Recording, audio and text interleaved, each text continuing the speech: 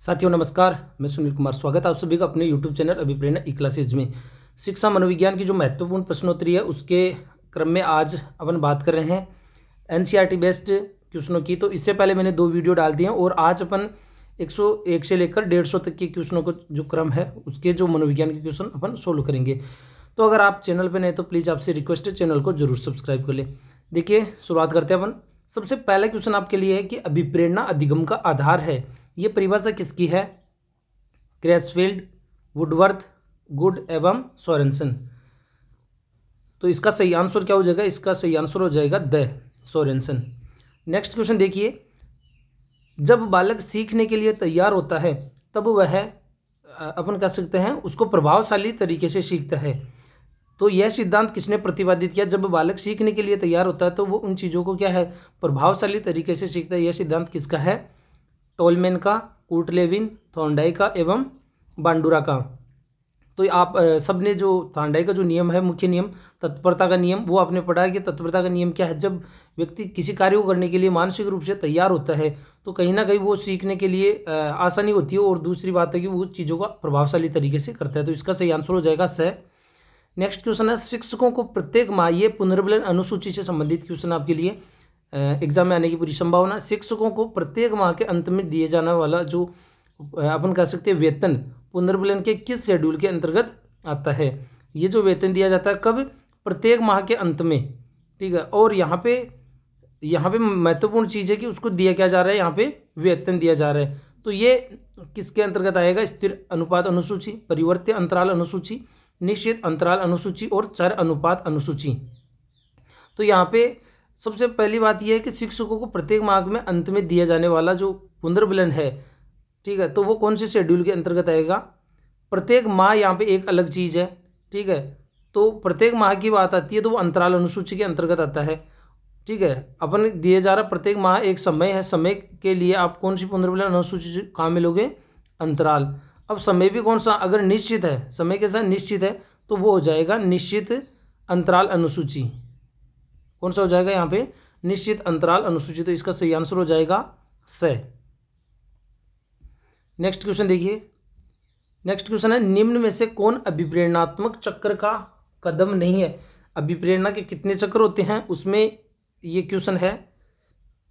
प्रेरणा, प्रोत्साहन, आवश्यकता, अंतर्नोद। तो अभिप्रेरणा का जो क्रम आपको पता है NDI, नीड, ड्राइव और इंसेंटिव। तो यहाँ पे ये नीड हो गया, ये ड्राइव चालकता हो गई और ये इंसेंटिव प्रोत्साहन हो गया। तो यहाँ पे ये अभिप्रेरणा चक्र का क्रम नहीं है। अभिप्रेरणा के ये 3 चक्र है, ठीक है। मैंने यहाँ पे इस चक्र का कदम नहीं, कौन सा? तो ये 3 चक्र है, जबकि अभिप्रेरणा कोई चक्र नहीं है, ध्यान रखिए। नेक्स्ट क्वेश्चन है, समायोजन युक्ति जिसमें व्यक्ति प्रस्तावित व्यवहार के अनुमोदित कारणों में तार्किक और सामाजिक रूप से सोचता है। समायोजन की ऐसी कौन सी युक्ति है जिसमें व्यक्ति तार्किक एवं सामाजिक रूप से सोचता है? तो इसका सही आंसर क्या हो जाएगा? प्रतिगमन, युक्तिकरण, प्रक्षेपण एवं तादात्म्यकरण। तो देखिए युक्तियाँ जो होती है, अप्रत्यक्ष युक्तियाँ जिसको अपन कह सकते हैं यहाँ पे, तो उनमें सबसे बड़ी चीज़ है कि जिसके अंतर्गत तार्किकता सम्मिलित होती है और हम सामाजिक रूप से तर्क करते हुए अपनी बात को रखते हैं। तो वो कौन सा होता है? तो इसका सही आंसर हो जाएगा युक्तिकरण। जैसे लोमड़ी के द्वारा ये कहना कि अंगूर खट्टे हैं, लोमड़ी के द्वारा ये कहना है कि अंगूर खट्टे हैं, तो कहीं ना कहीं उसमें तार्किकता है, ठीक है। और वो चीज़ें अपन लोगों के बीच में चली आ रही चीज़ें हैं। तो यहाँ पे इसका सही आंसर क्या हो जाएगा? ब। नेक्स्ट क्वेश्चन है, अपने संवेग को उसी रूप में दूसरे पर आरोपित करना।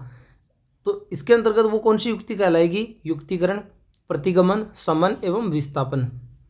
अपने संवेग को उसी रूप में दूसरे पर आरोपित करना, आपके साथ जो संवेग प्रकट हुआ है, ठीक है, वही संवेग आप दूसरों पर प्रकट करते हैं। तो इसका सही आंसर हो जाता है विस्थापन। आपने देखा होगा उदाहरण की एक अधिकारी शिक्षक को डांटता है और शिक्षक बच्चों को डांट देता है। तो कहने का मतलब जो संवेग उसको आया वो उसी ने उसको विस्थापित कर दिया, ठीक है। जो अधिकारी द्वारा मान लीजिए शिक्षक को जो संवेग प्रदर्शित किया शिक्षक के प्रति, तो शिक्षक ने उसको आगे ट्रांसफर कर दिया, तो वो चीज़ क्या कहलाती है? विस्थापन। नेक्स्ट क्वेश्चन है, समायोजन में अध्यापक की भूमिका क्या है? आपके लिए टॉपिक में है भी ये चीज़ कि समायोजन में अध्यापक की भूमिका। तो शिक्षक जो है समस्या समाधान करने के लिए बालकों को प्रेरित करता है उनको उचित वातावरण प्रदान कर सकता है और निर्देशन एवं परामर्श की व्यवस्था करना और उपरोक्त सभी। तो इसका सही आंसर हो जाएगा द उपरोक्त सभी। कौन सी प्रतिभाशाली बालक की विशेषता है? एनसीईआरटी बेस्ड आधारित क्वेश्चन। उन्नत तार्किक चिंतन। प्रतिभाशाली बालक की पहचान अंतर्भूत अभिप्रेरणा, सामान्यीकरण व विभेदन की श्रेष्ठ योग्यता और उपरोक्त सभी। तो होता है क्या, जो प्रतिभाशाली बालक होता है, पहली बात तो ये कि उसकी जो तार्किक चिंतन होता है वो उन्नत होता है। अंतर्भूत अभिप्रेरणा की, ऐसे बालकों को अभिप्रेरित करने की आवश्यकता नहीं होती है, वो स्वयं ही अभिप्रेरित रहते हैं, या अपन कह सकते हैं वो स्वयं अपने आप को इतना विकसित करते हैं, इतना सक्षम मानते हैं कि उन्हें दूसरों की प्रेरणा की जरूरत नहीं पड़ती है। और चीज़ों को उससे जनरलाइजेशन करना, अपन कह सकते हैं जिसको सामान्यीकरण करना, चार बातें बताई गई उसका एक सार निकालना, ठीक है, वो अपन कह सकते हैं सामान्यीकरण। और चीज़ों के बीच में अंतर करने की जो योग्यता, विभेदन करने की जो क्षमता है, वो यहाँ पे उनकी अच्छी होती है। तो इसका सही आंसर क्या हो जाएगा? उपरोक्त सभी हो जाएगा। नेक्स्ट क्वेश्चन है, अधिगम का कौन सा सिद्धांत प्रदर्शित होता है जब बच्चे उस हिंसा की नकल उतारते जो अपने पसंदीदा वीडियो गेम में देखते हैं? मतलब बालक ने वीडियो में जो गेम देखे, ठीक है, उसमें जो हिंसा है उसने उस चीज़ों को प्रदर्शित किया, प्रकट किया। तो ये चीज़ें अधिगम के कौन से सिद्धांत से जुड़ी हुई बात है? ये क्रिया प्रसूत अधिगम, अवलोकन अधिगम, तलरूप सिद्धांत और प्रतिस्थापन सिद्धांत। तो मेरे हिसाब से आपको कोई दिक्कत नहीं होगी इसमें। इसका सिद्धांत हो जाएगा अपन अवलोकन सिद्धांत, जिसको अपन कहते हैं प्रेक्षणात्मक अधिगम सिद्धांत भी कहते हैं। किसका? ये बांडुरा का है, बांडुरा का प्रेक्षणात्मक सिद्धांत, जिसको अपन मॉडलिंग थ्योरी भी अपन इसी को कहते हैं, मॉडलिंग थ्योरी इसी को कहते हैं। प्रतिरूपण सिद्धांत भी इसको कहते हैं, और अपन कह सकते हैं इसको प्रतिमान सिद्धांत। तो ये बांडुरा का जो सामाजिक अधिगम सिद्धांत भी इसको अपन कहते हैं, इसको और क्या कह सकते हैं? सामाजिक अधिगम सिद्धांत। तो इसके अंतर्गत बालक जो चीज़ें देखता है, अवलोकन करता है, तो उसी के आधार पर वो चीज़ों को प्रकट करता है। नेक्स्ट क्वेश्चन है, निम्न में से कौन सी लेविन के सिद्धांत से संबंधित मुख्य अवधारणा नहीं है? कुर्ट लेविन का जो क्षेत्रीय या तलरूप सिद्धांत आप सबने पढ़ा होगा, तो उसके अंतर्गत कुछ टर्मिनोलॉजी है, तो उसमें से कौन सी एक अलग है? तो यहाँ पे तलरूप, जीवन दायरा, वेक्टर और विभेदीकरण। तो ये सब चीज़ें कुर्ट लेविन के सिद्धांत से संबंधित है, लेकिन ये जो है विभेदीकरण है वो इससे संबंधित नहीं है। नेक्स्ट क्वेश्चन है, निम्न में से कौन सा कथन बुद्धि के संबंध में गलत है? तो बुद्धि पर्यावरण से अनुकूलन में सहायक, बुद्धि के विकास को व्यक्ति की संस्कृति अधिक प्रभावित करती है। गलत कथन देखना इनमें से कौन सा है? बुद्धि का विकास संस्कृति के बजाय वंशानुक्रम से अधिक प्रभावित होता है। और फिर है द वातावरण जन्मजात बुद्धि की श्रेणी में परिवर्तन नहीं कर सकता। ये आपके लिए थोड़ा सा सोचने लायक क्वेश्चन है। क्या होगा इसका? देख लीजिए वापिस इसको। देखिए, बुद्धि के संबंध में अपन देखते हैं पर्यावरण से अनुकूलन में सहायक, तो ये तो सही है बिल्कुल। बुद्धि के विकास को व्यक्ति की संस्कृति अधिक प्रभावित करती है। ये दोनों चीज़ें आपको समझनी होगी कि बालक को जो बुद्धि जन्मजात रूप से मिलती है, जो भी उसको मिली है, चाहे वो प्रतिभाशाली है जन्म से या अपन कह सकते हैं औसत है, लेकिन वो अपनी बुद्धि का समुचित विकास कर पाएगा या नहीं कर पाएगा, ये व्यक्ति की संस्कृति जो है वो उसको सबसे ज़्यादा प्रभावित करती है। तो ये कथन भी क्या हो गया? सही हो गया। अगर बालक को उसके अनुकूल वातावरण नहीं मिलेगा और हम ये चाहें कि बालक को एक कमरे में बंद कर दे और वो अपने प्रतिभाशाली गुण को प्रकट करे, कभी भी संभव नहीं है। फिर बुद्धि का विकास संस्कृति के बजाय वंशानुक्रम से अधिक प्रभावित होता है। तो बुद्धि का जो विकास है ना, विकास की बात की जा रही है, बुद्धि जन्मजात है मानते हैं, लेकिन उसका जो विकास की बात की जा रही है तो विकास संस्कृति में ही सबसे ज़्यादा प्रभावित होता है, वंशानुक्रम से प्रभावित नहीं होगा सबसे ज़्यादा। क्यों? क्योंकि वो उसको मिल चुकी है, लेकिन उसका विकास कहाँ पे होगा? वो उसकी संस्कृति, संस्कृति क्या है? एक तरीके से उसका वातावरण। तो यहाँ पे यह कथन गलत हो गया। और फिर है द वातावरण जन्मजात बुद्धि की श्रेणी में परिवर्तन नहीं कर सकता। भाई सबकी अपनी अपनी श्रेणी होती है कि जैसे कोई बालक प्रतिभाशाली है, ठीक है, या अपन कह सकते हैं कोई बालक औसत है, ठीक है, कोई बालक मंदबुद्धि है। तो ध्यान रखिएगा, आप उसको इस मंदबुद्धि बालक को किसी भी वातावरण में भेज दो, वो कभी औसत बुद्धि वाला नहीं बन सकता। और औसत बुद्धि वाला जो व्यक्ति है उसको कितना अच्छा वातावरण दे दो, वो कभी भी प्रतिभाशाली नहीं बन सकता। ये चीज़ ध्यान रखना। क्यों? क्योंकि बुद्धि की जो श्रेणी है वो जन्मजात है, उस सीमा तक ही वो व्यक्ति अपनी बुद्धि का समुचित विकास कर सकता है, उससे बाहर वो नहीं निकल सकता। हाँ, कुछ अपन अंतर कर सकते हैं, लेकिन कैटेगरी कभी भी नहीं बदल सकती। अगर सोचिए, अगर ऐसा होता तो दुनिया में कोई भी व्यक्ति मंद बुद्धि नहीं होता और कोई भी व्यक्ति औसत बुद्धि नहीं होता, सभी लोग प्रतिभाशाली ही होते हैं। तो इसके अंतर्गत सही आंसर क्या हो जाएगा? इसका ये जो कथन है वो गलत है, बाकी सभी कथन सही है। ये एनसीईआरटी का क्वेश्चन है। फिर अपना नेक्स्ट क्वेश्चन, 20वीं शताब्दी को बालक की शताब्दी कहा जाता है, ये किसका है ये कथन? मुरे, एडलर, क्रो एवं क्रो और जेबी वाटसन। तो कोई दिक्कत नहीं, मेरे हिसाब से इसको क्रो एवं क्रो इसका हो जाएगा। दोस्तों अगर आप चैनल पर नए हैं तो प्लीज़ आप चैनल को जरूर सब्सक्राइब करें। इस पर शैक्षिक परिदृश्य से संबंधित महत्वपूर्ण क्वेश्चन भी अपलोड किए गए हैं, तो आप वहाँ पे भी देख सकते हैं उनको। और ये जो मनोविज्ञान के आपके लिए 20 नंबर का जो मैटर है वो काफ़ी महत्वपूर्ण रहेगा। तो समय निकाल कर लगभग इतना में जो 50 क्वेश्चन है लगभग 40 मिनट में सोल्व करवा रहा हूँ, तो इनको आप जल्दी से इनको जरूर तैयार कर ले। फिर गामक विकास से हमारा तात्पर्य मांसपेशियों के विकास से तथा पैरों के उचित उपयोग से है। ठीक है, तो ये गामक विकास से हमारा तात्पर्य क्या? मांसपेशियों के विकास तथा पैरों के उचित उपयोग से है। तो ये चीज़ किससे जुड़ी हुई है? यानी मांसपेशियों का विकास अपन क्या कर सकते हैं? मस्तिष्क और आत्मा से जुड़ी हुई है, अधिगम और शिक्षा से जुड़ी है, प्रशिक्षण और अधिगम से, या व्यक्ति की शक्ति और गति। जब बालक का गामक विकास होता है तो कहीं ना कहीं हम देखते हैं उसकी मांसपेशियां जो है, चाहे वो कोई भी देख लीजिए, उन मांसपेशियों में उन मांसपेशियों की जो शक्ति है और गति में सबसे ज़्यादा परिवर्तन देखने को मिलता है। कब? जब उसका गामक विकास होता है। नेक्स्ट क्वेश्चन है, इस अवस्था को मिथ्या परिपक्वता का समय भी कहा जाता है। कौन सी अवस्था है जिसको अपन मिथ्या परिपक्वता का काल भी कहते हैं? शिशुअवस्था, बाल्यावस्था, किशोरावस्था और प्रौढ़ावस्था। तो बाल्यावस्था को मिथ्या परिपक्वता का काल कहा किसने? रोस ने। किसने कहा है? रोस ने। नेक्स्ट है, मनुष्य जीवन का आरंभ मूलतः घटित होता है 2 कोष से, केवल 1 कोष से, कई कोष से, कोई कोष से नहीं। तो इसका सही आंसर हो जाएगा केवल 1 कोष, जिसको अपन कहते हैं काय कोष। नेक्स्ट है, अधिगम विकास का प्रक्रम है या विकास की प्रक्रिया। ये परिभाषा किसकी? Skinner, Vygotsky, Woodworth, Hollingworth. अधिगम विकास का प्रक्रम है, ये परिभाषा किसकी है? तो दोस्तों इसका जो सही आंसर हो जाएगा वुडवर्थ। ध्यान रखिए, परिभाषा ये आने की पूरी संभावना है। नेक्स्ट क्वेश्चन है, सीखने की प्रक्रिया में विद्यार्थी द्वारा की गई त्रुटियों के संबंध में आपकी दृष्टि से निम्न में से कौन सा कथन सर्वोत्तम है? विद्यार्थी को कभी भी त्रुटियां नहीं करनी चाहिए। त्रुटियां अधिगम प्रक्रिया का भाग है। ठीक है, विद्यार्थी की लापरवाही के कारण त्रुटियां होती है और कभी कभी विद्यार्थी त्रुटियां कर सकता है। इसमें सबसे महत्वपूर्ण अच्छा कथन कौन सा है? तो इसका सही आंसर हो जाएगा ब।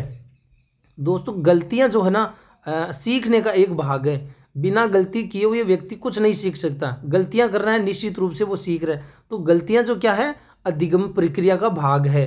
ठीक है, और ये जरूरी नहीं कि हम लापरवाही नहीं करें, कितनी भी सावधानी करें तो भी हमारी गलतियां होने की संभावना रहती है। तो इसका सही आंसर हो गया ब। नेक्स्ट क्वेश्चन है, प्रयास एवं त्रुटि किस नियम पर आधारित है? गौण नियम के बारे में आपको पूछा गया कि अधिगम का जो प्रयास एवं त्रुटि सिद्धांत है, देखिए थार्डाई का नियम है, और ये थार्डाई की किस गुण से संबंधित है? आंशिक क्रिया से, बहुप्रतिक्रिया, मनोवृत्ति एवं साहचर्य परिवर्तन। तो इसका सही आंसर हो जाएगा ब, बहुप्रतिक्रिया। यानी बहुप्रतिक्रिया जो नियम है, गौण नियम, और प्रयास एवं त्रुटि दोनों एक ही बात कहते हैं कि इसके अंतर्गत व्यक्ति जब भी कोई नया कार्य करता है तो निश्चित रूप से उसे विभिन्न अनुक्रियाएं करनी पड़ती है, और विभिन्न क्रियाएं करता है अनुक्रिया, तो निश्चित रूप से उसे कई गलतियां भी होती हैं, और उन गलतियों के माध्यम से वो व्यक्ति धीरे धीरे उसमें सुधार करता है। तो यही बात यहाँ पे, प्रयास त्रुटि की गलतियां भी होना स्वाभाविक है। जो व्यक्ति बार बार प्रयास करेगा तो उन त्रुटियों पर काफ़ी हद तक अपन कह सकते हैं उसको सफलता मिलेगी। तो इसका सही आंसर हो गया ब। नेक्स्ट क्वेश्चन है, मनोविज्ञान की वह शाखा जो व्यक्ति के असाधारण एवं अस्वीकृत व्यवहारों का वर्णन करती है, कौन सा शाखा है वो? संज्ञानात्मक मनोविज्ञान, परामर्श मनोविज्ञान, असामान्य मनोविज्ञान और प्रौढ़ मनोविज्ञान। तो जो व्यक्ति के असाधारण एवं अस्वीकृत व्यवहारों को, कुछ क्वेश्चन रिपीट भी कर रहा हूँ मैं, जो पहले मैंने टॉपिक वाइज क्वेश्चन करवाए हैं, जितने भी अपने रीट में जो सिलेबस है उसमें जितने भी टॉपिक है, उन टॉपिक के लगभग सभी के हर टॉपिक वाइज मैंने एनसीईआरटी बेस्ड करवा दी। अब मैं जो कंप्लीट मिक्स क्वेश्चन करवा रहा हूँ, तो यहाँ पे क्वेश्चन ये मैंने पहले भी करवाया था। तो इसका सही आंसर हो जाएगा असामान्य मनोविज्ञान। नेक्स्ट क्वेश्चन है, शेषावस्था की विशेषता नहीं है। शेषावस्था की इनमें से कौन सी विशेषता नहीं है? शारीरिक विकास की तीव्रता, दूसरों पर निर्भरता, नैतिकता का होना और मानसिक विकास में तीव्रता। तो देखिए शेषावस्था की ये भी विशेषता है, दूसरों पर निर्भरता भी इस शेषावस्था की महत्वपूर्ण विशेषता है, मानसिक विकास में तीव्रता भी इसकी एक विशेषता है, लेकिन नैतिकता का ना होना ये इसकी विशेषता नहीं है। नेक्स्ट क्वेश्चन है, एक अध्यापक की दृष्टि से कौन सा कथन सर्वोत्तम है? प्रत्येक बच्चा सीख सकता है, कुछ बच्चे सीख सकते हैं, अधिकतर बच्चे सीख सकते हैं और बहुत कम बच्चे सीख सकते हैं। तो इनमें से कौन सा कथन सर्वोत्तम है इसमें? तो इसका सही आंसर हो जाएगा प्रत्येक बच्चा सीख सकता है। अब जरूरी नहीं कि आप जो चीज़ सिखाना चाहें वही चीज़ सभी बालक सीखे, उनकी व्यक्तिगत विभिन्नताएं होती है, अपनी अपनी क्षमताएं होती है। तो हो सकता है कोई बालक जिस आप जो विषय सिखाना चाह रहे हो उसमें उसकी रुचि नहीं हो, तो लेकिन वो कोई दूसरा विषय सीख सकता है। तो कहने का मतलब हर बच्चा कुछ ना कुछ अवश्य सीख सकता है। तो इसका सही आंसर हो गया ए। नेक्स्ट क्वेश्चन है, शेष अवस्था की मुख्य विशेषता नहीं है सीखने की प्रक्रिया में तीव्रता। कौन सी विशेषता नहीं है? जिज्ञासा की प्रवृत्ति, अनुकरण द्वारा सीखने की प्रवृत्ति और चिंतन प्रक्रिया। तो देखिए सीखने की प्रक्रिया में तीव्रता अपन शेष अवस्था को, जिज्ञासा की प्रवृत्ति भी होती है क्योंकि सब चीज़ें उसके लिए नहीं होती है, तो वैसी स्थिति में उसकी जिज्ञासा का बढ़ना स्वाभाविक है। और अनुकरण द्वारा सीखने की प्रवृत्ति, बालक के लिए सीखने का सबसे अच्छा माध्यम होता है अनुकरण।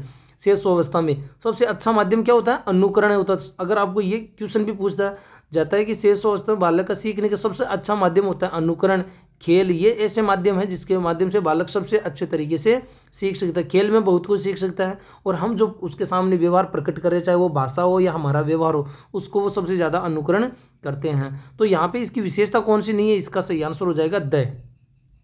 ये चिंतन प्रक्रिया इसकी विशेषता नहीं है शेष अवस्था की। हालांकि ऐसी बात नहीं कि वो चिंतन करता ही नहीं है, लेकिन चिंतन का जो सबसे महत्वपूर्ण अपन कह सकते हैं समस्याओं का समाधान करने की योग्यता वो व्यक्ति की जो अपन कह सकते हैं शेष अवस्था में कम देखने को मिलती है। तो मैकडूगल के अनुसार मूल प्रवृत्ति जो है, पहली बात तो आपको ये पता होना चाहिए कि जिज्ञासा क्या है, एक मूल प्रवृत्ति, और तो उसका संबंध कौन से संवेग से है? बहस, घृणा, आश्चर्य और भूख। तो इसका सही आंसर क्या हो जाएगा?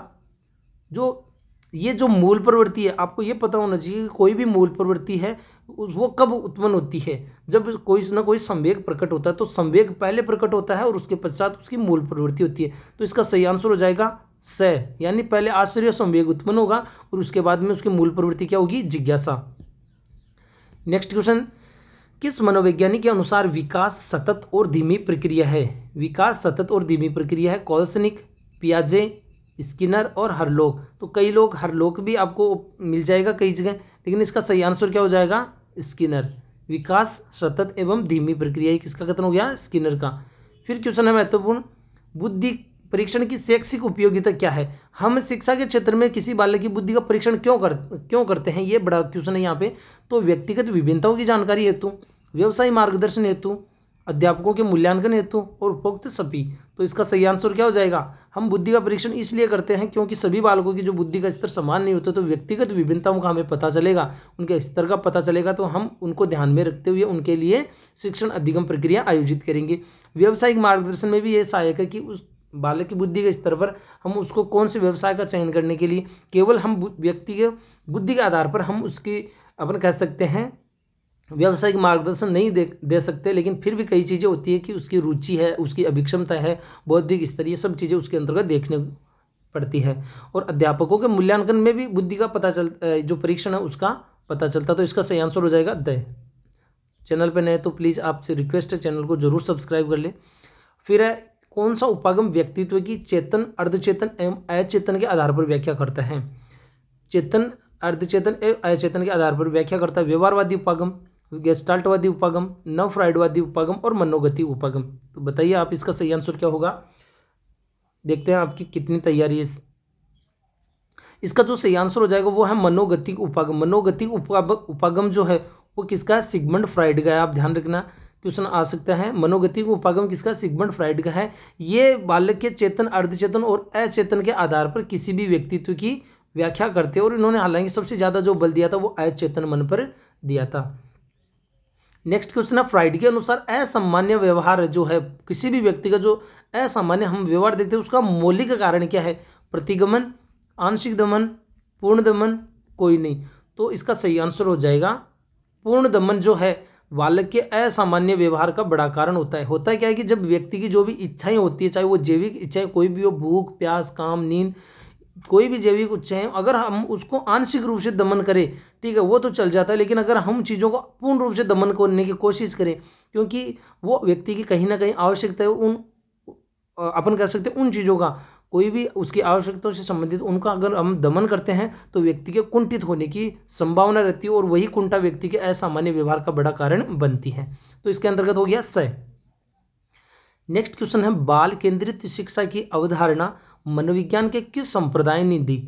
बाल केंद्रित जो शिक्षा आज अपन देख रहे हैं, ये मनोविज्ञान की कौन सा संप्रदाय से संबंधित है? गेस्टाल्टवाद, रचनावाद, मनोविश्लेषणवाद और व्यवहारवाद। तो बताइए इसका सही आंसर क्या हो जाएगा?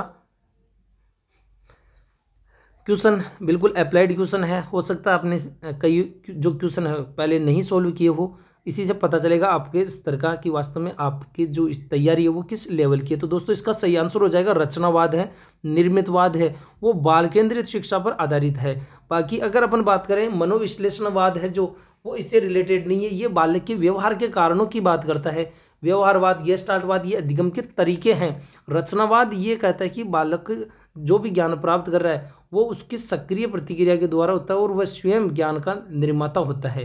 कौन होता है? बालक स्वयं अपने ज्ञान का निर्माता होता है। हमको सिर्फ उसको एक वातावरण उपलब्ध कराना होता है, माहौल उपलब्ध कराना होता है, बालक अपने आप बहुत कुछ सीख सकता है। नेक्स्ट क्वेश्चन, मनोविज्ञान आचरण व व्यवहार का यथार्थ विज्ञान, ये परिभाषा किसकी है? स्किनर, वुडवर्थ, मैकडूगल एवं वॉटसन। तो इसका सही आंसर हो जाएगा मनोविज्ञान आचरण व व्यवहार का यथार्थ विज्ञान है, इसका सही आंसर हो जाएगा मैकडूगल। नेक्स्ट क्वेश्चन है, शिक्षा के संकुचित अर्थ में शिक्षा प्रदान की जाती है। आपको संकुचित अर्थ देखना है, इनमें कौन सा है? निश्चित व्यवहार पर, निश्चित स्थान पर, प्रत्येक समय व स्थान पर, जीवन पर्यंत एवं उपरोक्त। शिक्षा की जो महत्वपूर्ण विशेषताएं उससे हटकर कौन सी? अपन देखते हैं शिक्षा जीवन पर्यंत चलने वाली प्रक्रिया है, ये कहीं भी और किसी भी स्थान पर दी जा सकती है, और एक ये कथन है कि उसको एक निश्चित स्थान पर ही शिक्षा दी जाती है। तो ये कहीं ना कहीं इसका कौन सा है? संकुचित अर्थ के रूप में ये कथन है यहाँ पे। नेक्स्ट क्वेश्चन है, मानव विकास के संबंध में कौन सा कथन गलत है? मानव विकास के संबंध में कौन सा कथन गलत है? विकास पूर्वानुमेय होता है, विकास सामान्य से विशिष्ट की ओर होता है, विकास रेखीय होता है, विकास निरंतर चलने वाली प्रक्रिया है।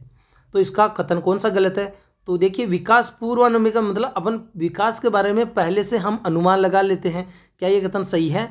फिर यहाँ पे तो ये कथन बिल्कुल सही है, विकास सामान्य से विशिष्ट की ओर चलता है, जबकि शिक्षण विद्या अपने विशिष्ट से सामान्य की ओर चलती है। ये यहाँ पे आप ध्यान रखना, अगर दोनों चीज़ें रट रखी है तो इन चीज़ों को क्लियर कर लेना। विकास में जो चीज़ें चलती है वो बालक पहले सामान्य प्रतिक्रियाएं पहले करता है और विशिष्ट प्रतिक्रियाएं बाद में करता है।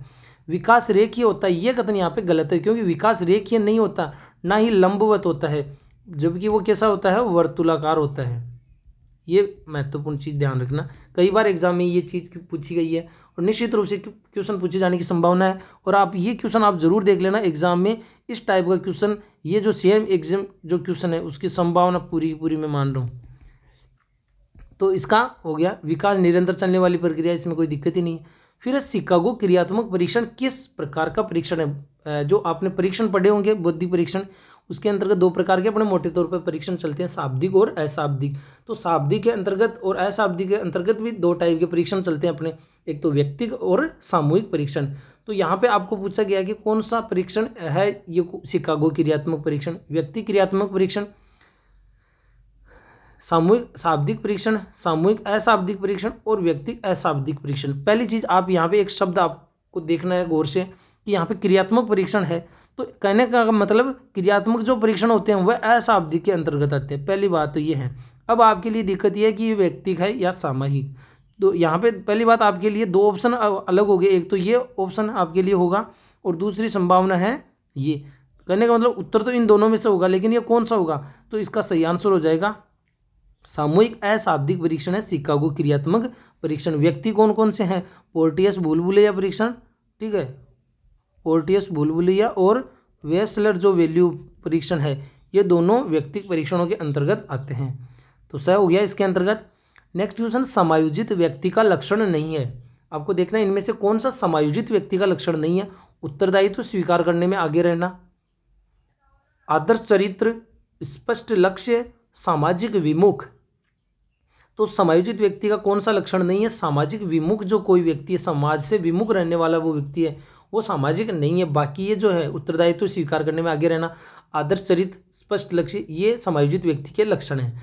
नेक्स्ट क्वेश्चन, समायोजन जीवन में निरंतर चलने वाली प्रक्रिया है जिसके माध्यम से व्यक्ति अपने व्यवहार में परिवर्तन करता है। वास्तव में देख, दो महत्वपूर्ण चीजें, एक तो ये जीवन में निरंतर चलने वाली प्रक्रिया है और इसके समायोजन क्या? व्यक्ति अपने व्यवहार में परिवर्तन करना। दो चीज़ें यहाँ पे समायोजन की महत्वपूर्ण है। एक तो ये जीवन में निरंतर चलने वाली प्रक्रिया है और इसमें व्यक्ति करता है क्या, सामने वाले व्यक्ति के व्यवहार में परिवर्तन नहीं करता है। व्यक्ति अपने व्यवहार में जब बदलाव करता है, परिवर्तन करना है, सामने वाली परिस्थिति आपको लगता है नहीं बदलने वाली है, तो वहाँ पे हमें स्वयं को बदलना होता है। तो वही चीज़ समायोजन है। तो ये परिभाषा किसकी है, गेट्स की, बोरिंग एवं लैंगफील्ड, क्रो एवं वुडवर्ड। तो इसका सही आंसर हो जाएगा गेट्स। नेक्स्ट क्वेश्चन है, निम्न में से कौन अर्जित प्रेरक का उदाहरण है। खेलना, रुचि, तो देखिए अर्जित प्रेरक की बात की आपको की जा रही है यहाँ पे। तो खेलना एक स्वाभाविक प्रेरक है, ठीक है। और अर्जित प्रेरक, मैस्लो जो है उन्होंने दो प्रकार के प्रेरकों की बात की थी, जन्मजात और अर्जित।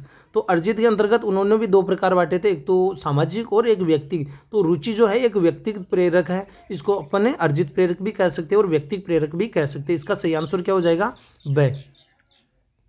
नेक्स्ट क्वेश्चन, क्षणिक संवेग एवं दोहराने की प्रवृत्ति किस अवस्था की महत्वपूर्ण पहचान है। क्षणिक संवेग एवं दोहराने की प्रवृत्ति शेषावस्था, बाल्यावस्था, उत्तर किशोरावस्था एवं पूर्व किशोरावस्था। तो शेषावस्था जो होती है क्षणिक संवेग एवं दोहराने की प्रवृत्ति होती है, यानी उसके जो संवेग होते हैं समय समय पर बदलते रहते हैं। एक मिनट में जब वो रो रहा होता है हम चॉकलेट देते हैं, तुरंत वो खुश हो जाता है, और दूसरे समय में फिर से वो रोने लग जाता है। तो कहने का मतलब उसका जो संवेग है समय समय पर तुरंत बदलता रहता है। नेक्स्ट क्वेश्चन है, अभिवृद्धि एवं विकास के संबंध में असत्य कथन कौन सा है। अभिवृद्धि में व्यक्तिगत भेद नहीं पाए जाते हैं, विकास की गति एवं दर में भिन्नता होती है, विकास क्रम में असमानता नहीं होती है, और विकास शब्द का संबंध केवल मात्रात्मक पक्ष से होता है। एक चीज़ आप विशेषकर ध्यान रखिए कि क्वेश्चन की लैंग्वेज आप आराम से पढ़ें और उसके बाद में आप क्वेश्चन के जो ऑप्शन हैं उनको आप ध्यान से पढ़ें, जल्दीबाजी नहीं करें। अभिवृद्धि में व्यक्तिगत भेद नहीं पाए जाते हैं, तो अभिवृद्धि का मतलब व्यक्ति का शारीरिक जो वजन है या स्ट्रक्चर है, उसके जो अपन कह सकते हैं उसका आकार है, ठीक है, रंग रूप, बाहरी जो है चीज़ें, उनको अपन व्यक्तिगत भेद के अंतर्गत लेते हैं। तो क्या व्यक्तिगत भेद नहीं पाए जाते हैं, तो ये पहला कथन यहाँ पे गलत हो गया। बाकी देखते हैं, विकास की गति एवं दर भिन्नता होती है, तो विकास की गति एवं दर सबकी अलग अलग होती है। विकास क्रम में असमानता नहीं होती, बिल्कुल पहले बालक का जो विकास का क्रम होगा, आप देखते हैं क्रम, जैसे गर्दन का विकास, फिर धड़ का विकास, ये भी चलता है, तो क्रम कह सकते हैं। या अपन कह सकते हैं बालक का चलना दौड़ना, ये चीज़ें। और विकास शब्द का संबंध केवल मात्रात्मक पक्ष से नहीं है बल्कि गुणात्मक पक्ष से भी है। यहाँ पे नहीं है कहा, इसका मतलब ये कथन भी सही है, तो ये इसके अंतर्गत हो गया है। नेक्स्ट क्वेश्चन है, निम्न में से कौन सा कथन व्यक्तित्व के संबंध में सही है। व्यक्तित्व व्यक्ति के गुणों का समन्वित रूप है, यह जन्मजात व अर्जित प्रवृत्तियों का योग है। व्यक्तित्व के आधार पर भविष्य में होने वाले व्यवहारों की संभावनाएं प्रकट की जाती हैं, जा सकती है, और उपरोक्त सभी। तो व्यक्ति के गुणों का समन्वित जो योग है वो व्यक्तित्व है। ये केवल जन्मजात ही नहीं बल्कि अर्जित प्रवृत्तियों का योग है, और व्यक्तित्व के इन गुणों के आधार पर हम भविष्यवाणी कर सकते हैं। तो इसका सही आंसर हो जाएगा द। नेक्स्ट क्वेश्चन, ऑलपोर्ट के अनुसार व्यक्तित्व का वह प्रकार जो सबसे अधिक सुस्पष्ट व संगठित होता है, गौणशील गुण, प्रधानशील गुण, सतहीशील गुण एवं प्रमुखशील गुण। तो ये आपको बताना क्या होगा। तो देखिए अपन बात करते हैं कि इसका जो सही आंसर हो जाएगा यहाँ पे हो जाएगा प्रधानशील गुण जो होता है ना, उसको दोस्तों अपन प्रमुखशील गुण भी कहते हैं। तो इसके अंतर्गत ये दोनों ऑप्शन हो जाएंगे, ठीक है। मैंने यहाँ पे प्रमुखशील गुण भी लिख दिया। तो ये प्रधानशील गुण की विशेषता, यानी अपन किसी व्यक्ति के बारे में गुण की बात करेंगे, जैसे अहिंसा एक शब्द है, तुरंत स्पष्ट हो जाता है कि वो गांधी जी से संबंधित है। हिटलर की बात करें अगर नाजीवाद के लिए, तो वहाँ पे तुरंत हिटलर का नाम स्पष्ट हो जाता है। तो ये उनके एक प्रधानशील गुण है, या अपन उनको कह सकते हैं प्रमुखशील गुण। नेक्स्ट क्वेश्चन है, पियाजे के अनुसार संज्ञानात्मक विकास को प्रभावित करने में निम्न में से कौन से कारक की महत्वपूर्ण भूमिका होती है। संज्ञानात्मक विकास की बात की जा रही है, और पियाजे के अनुसार भाषा, पुनर्बलन, अनुकरण एवं भौतिक विश्व के साथ अनुभव। तो इसका सही आंसर हो जाएगा क्या, इसका जो सही आंसर हो जाएगा वो है भौतिक विश्व के साथ जो अनुभव है बालक के, यानी चीज़ों के साथ वो प्रत्यक्ष रूप से अनुक्रिया करके, अंत्यक्रिया करके वो जो अनुभव प्राप्त करके, वो अनुभव ही बालक के संज्ञानात्मक विकास में महत्वपूर्ण भूमिका निभाते हैं। बाकी भाषा की बात करें, पुनर्बलन की बात करें, अनुकरण, ये यहाँ पे उचित नहीं है। फिर व्यक्ति किस दिशा की ओर अनुक्रिया करेगा, यह मुख्यतः किस पर निर्भर करता है। इच्छा पर, उसकी चालकता के स्तर पर, प्रेरणा पर या अधिगम पर। तो व्यक्ति किस दिशा में व्यवहार करेगा, ये व्यक्ति इच्छा पर एक समय तक प्रकट करेगा, लेकिन वास्तव में उस चालकता का जो स्तर है वो ही तय करेगा कि व्यक्ति किस दिशा की ओर अनुक्रिया करेगा। तो इसका हो गया ब। नेक्स्ट क्वेश्चन है फ्राइड की जो मनोलैंगिक साइकोसेक्सुअल जो थ्योरी है उसकी जो अवस्थाओं के बारे में बात की गई, इनमें से कौन सा जो क्रम है वो सही है। तो इसके अंतर्गत पहला ऑप्शन है मुख्य अवस्था, गुद्दीय अवस्था, जननेंद्रिय, लैंगिक और अव्यक्त अवस्था। फिर है मुख्य, लैंगिक, गुद्दीय, अव्यक्त, जननेंद्रिय। फिर है मुख्य अवस्था, गुद्दीय अवस्था, लैंगिक, जननेंद्रिय, अव्यक्त अवस्था। और फिर है मुख्य अवस्था, गुद्दीय, लैंगिक, सुषुप्त, जननेंद्रिय। तो यहाँ पे देखिए पहली अवस्था जो है मुख्य अवस्था है, एक चीज़ तो आप ध्यान रखो, और दूसरी लास्ट की जननेंद्रिय अवस्था है। तो ये दो अवस्थाएं ऐसी है जिसमें आपको डाउट होना चाहिए। लेकिन यहाँ पे देखिए मुख्य अवस्था, गुद्दीय अवस्था, लैंगिक अवस्था और जननेंद्रिय अवस्था, ठीक है। सुषुप्त अवस्था अपन कह सकते हैं जिसको अव्यक्त अवस्था। तो ये इसका सही आंसर क्या हो जाएगा, इसका सही आंसर हो जाएगा द। मुख्य अवस्था, गुद्दीय अवस्था, लैंगिक अवस्था, अव्यक्त या सुषुप्त अवस्था ये बाल्यावस्था से संबंधित, तो जननेंद्रिय किशोरावस्था से संबंधित है। मुख्य अवस्था जन्म से 1 वर्ष, ये अपन कह सकते हैं 2 से 3 वर्ष या 3.5 वर्ष तक, और ये 4 से 5 वर्ष पूर्व बाल्यावस्था, लैंगिक अवस्था, ठीक है। नेक्स्ट क्वेश्चन है किशोर अवस्था की मुख्य विशेषता निम्न में से हैं। आत्मगौरव, किशोरावस्था की बात की जा रही है। आत्मगौरव, रचनात्मक, सामाजिक प्रवृत्ति और आत्मचेतना। किशोरावस्था की इनमें से देखिए विशेषताएं आपको एक के साथ 2 भी मिल सकती है, जैसे सामाजिक प्रवृत्ति भी बालक की है, लेकिन मुख्य जो विशेषता है सामाजिक प्रवृत्ति की बाल्यावस्था में भी देखने को मिलती है। लेकिन आत्मगौरव यहाँ पे जो शब्द हैं वो किशोरावस्था में ही सबसे महत्वपूर्ण है, यानी व्यक्ति अपनी जो पॉजिटिव चीज़ों के प्रति गौरव महसूस करता है और अपनी अपन कह सकते हैं अपने ऊपर नकारात्मक कमेंट, अपनी कमजोरियों के बारे में भी वो यहाँ पे स्पष्ट हो जाता है इन चीज़ों के प्रति।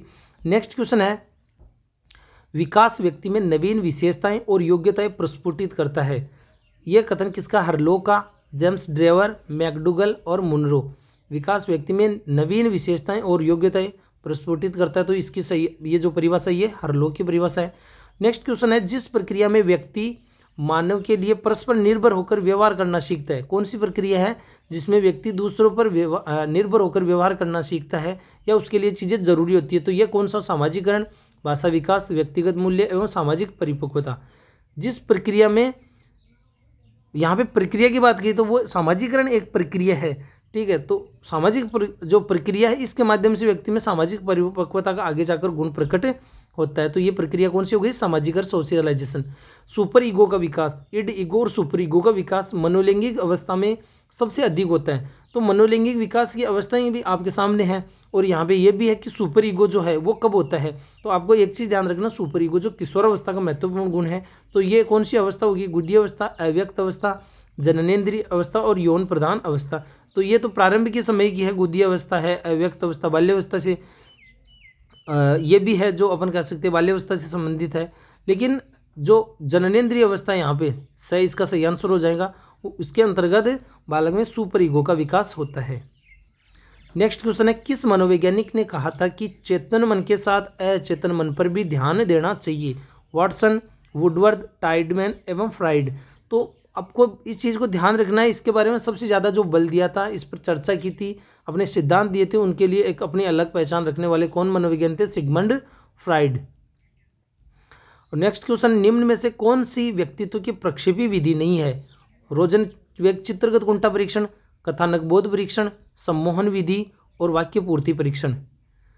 तो यहाँ व्यक्तित्व की प्रक्षेपी विधि नहीं है। प्रक्षेपी विधि कौन सी, तो देखिए चित्रकट कुंठा परीक्षण व्यक्तित्व की जो प्रक्षेपी विधि के अंतर्गत आती है। कथानक बोध परीक्षण वो भी प्रक्षेपी विधि के अंतर्गत आता है। वाक्य पूर्ति परीक्षण वो भी इसके अंतर्गत आता है, कौन से, प्रक्षेपी विधि के अंतर्गत।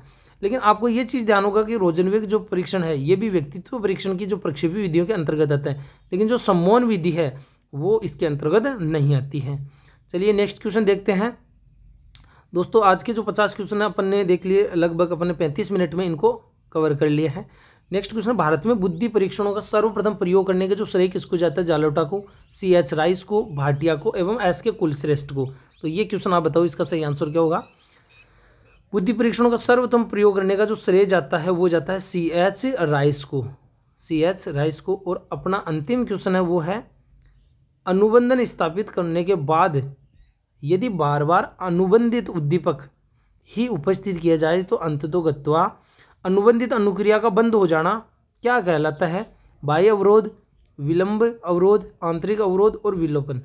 यहाँ पे अनुबंधित उद्दीपक क्या है, घंटी।